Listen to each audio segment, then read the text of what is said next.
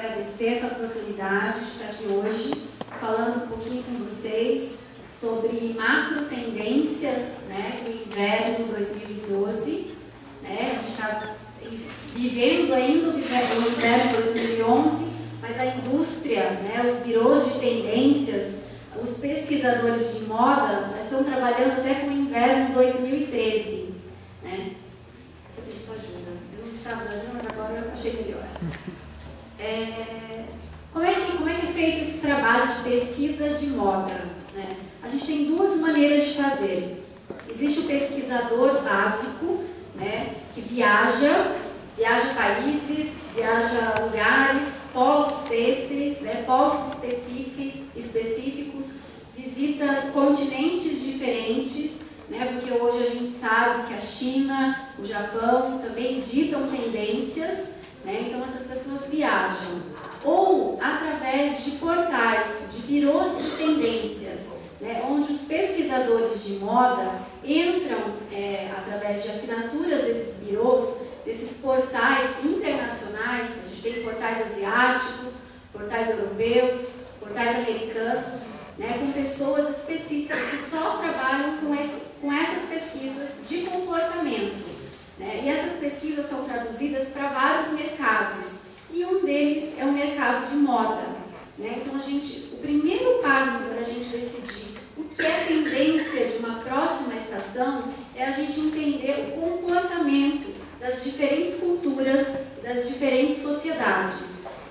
Então, essa apresentação que eu vou fazer hoje para vocês, ela tem como base pesquisas desses birôs, né? Desses birôs asiáticos, desses birôs europeus, americanos. Né? Então, eu compilei as principais tendências, as principais linhas de comportamento, né, que eles estudaram, de que a população e essas culturas terão no próximo ano, para desenvolver as linhas de tendências de moda para a próxima estação.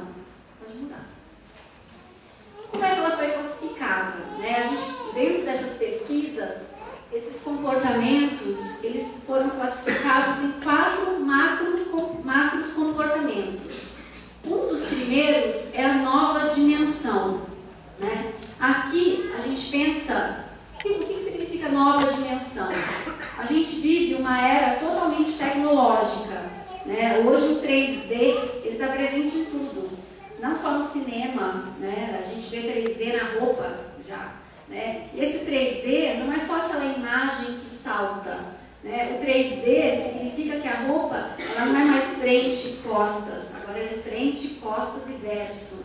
Né? Então é uma tendência de valorizar todas as partes da roupa.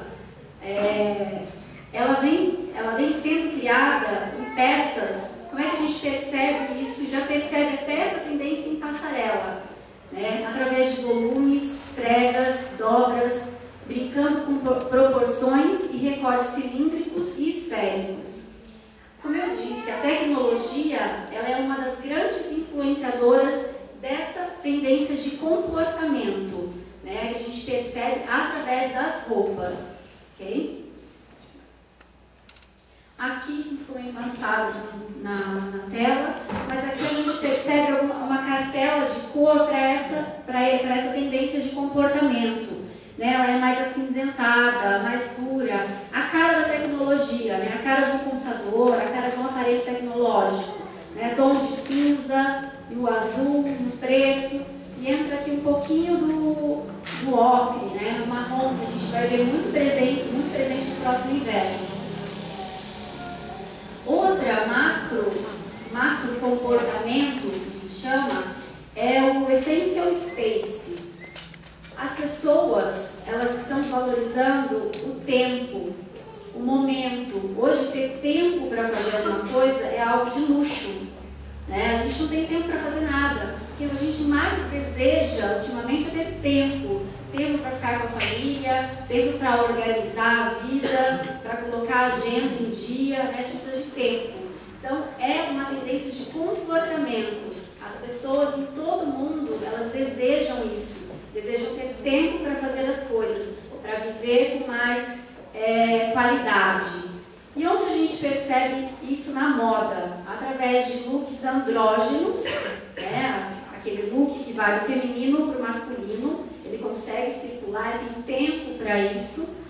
No estilo militar também a gente percebe essas características, e também alguns detalhes sutis de tecidos funcionais e na alfaiataria. Aqui a cartela de cor. Como a gente fala do militar, a gente não pode descartar as tonalidades do verde. A gente tem um pouquinho aqui do vermelho, indo para um rosa, ele mescla aí nas nuances, e entra também o marrom.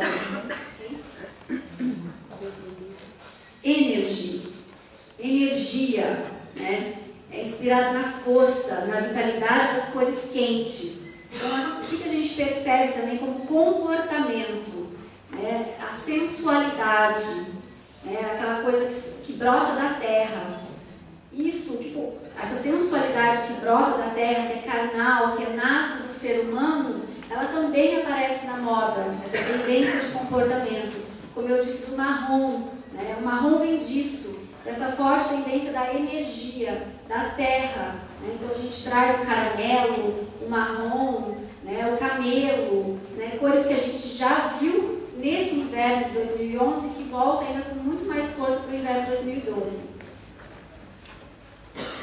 Olha só a cartela, as cores quentes, do vermelho, do rosa, do roxo, do marrom, do amarelo. O novo romântico, novo romântico.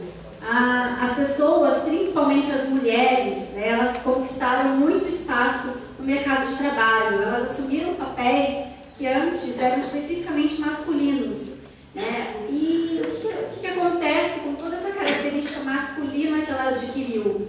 O comportamento na roupa, na alfaiataria, na roupa muito próxima com o homem. Então, ela vive hoje, a gente vive um comportamento, uma mudança desse comportamento.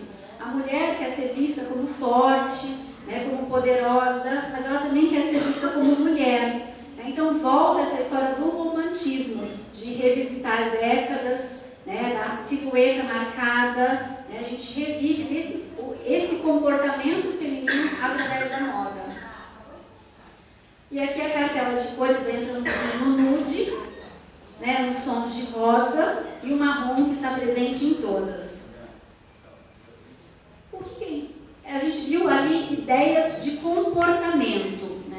Então, o que o pesquisador de moda, o consultor de imagem, ele faz com essas pesquisas? Essas pesquisas elas são desenvolvidas, como eu disse no começo, através de viagem, análises de culturas, de povos, coisas que estão acontecendo em todos esses lugares.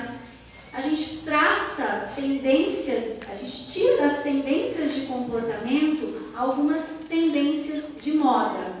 Para o inverno 2012, a gente vê várias delas.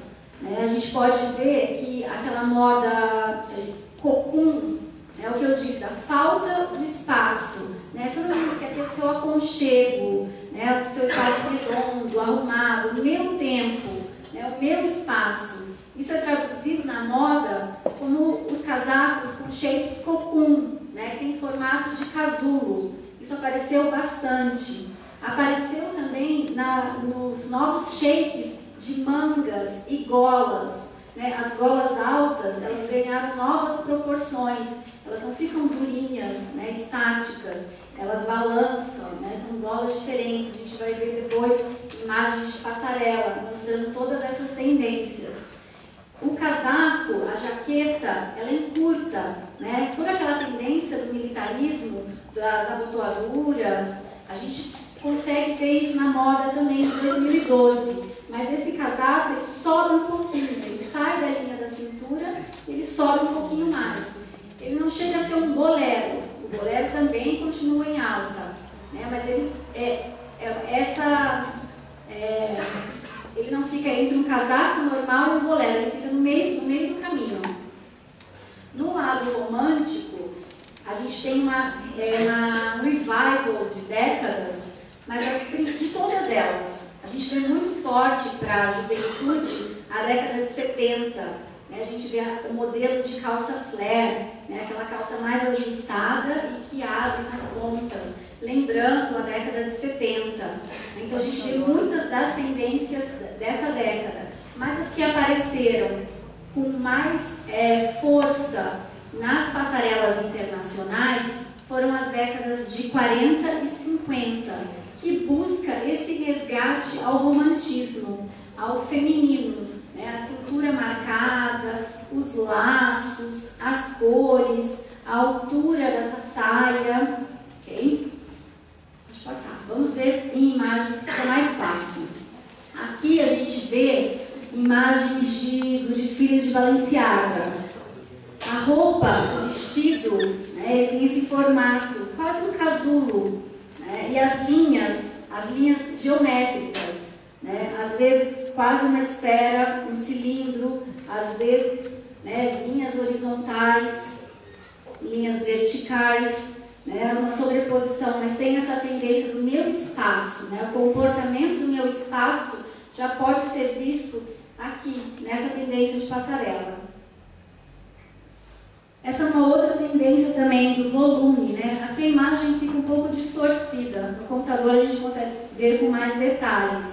Mas tem um detalhe que sai da gola, né, e desce por todo o vestido, criando volumes. Ok? Aqui também ficou bem escuro. Ali naquela outra imagem do canto, a gente vê o volume na gola também, é um babado aqui na frente. E aqui o casaco, né, nessa altura que eu já mencionei para vocês, a gente consegue ver até algumas imagens com ele um pouquinho mais curto, mas também nesse novo formato, nesse formato redondo, né, nesse formato de casulo. O masculino feminino, né, a gente tem muito disso, essa transposição. A mulher ainda vive essa linha, né, de transpor. Então, foi muito frequente na passarela a mulher, né, que a gente chama da androgenia. Né? A gente também viu isso no São Paulo Fashion Week, né? Aquele modelo andrógeno, né, que é um homem que tem hora que desfila de homem, tem hora que desfila de mulher. Né? Então a gente vê isso muito presente na moda. E nos looks também. A mulher está nessa transição de papéis. Ela ora quer parecer um homem, ela ora quer ser muito feminina. Então, a gente vê pelos decotes, pelo comprimento, né, maior, mas muito mais comprido do que aqueles casaquinhos, né, a gente vê muita característica masculina. Algumas vezes, imitações de gravatas, suspensórios, mas sempre com blazer. Né? Essa mulher aqui, essa masculina, feminina, essa androgenia, acompanha muito o blazer, né? A gola alta, uma camisa. E a base, né, a gente encontra em alfaiataria. Claro que nem tudo é feito de alfaiataria. Normalmente, peças em alfaiataria são as peças desenvolvidas, são peças caras, né, que requer uma modelagem muito específica, né, então acaba custando muito. A gente vê que existe no dia a dia, a gente vê que essa androgenia, ela mescla tecidos. Então, ela mistura outras composições na alfaiataria.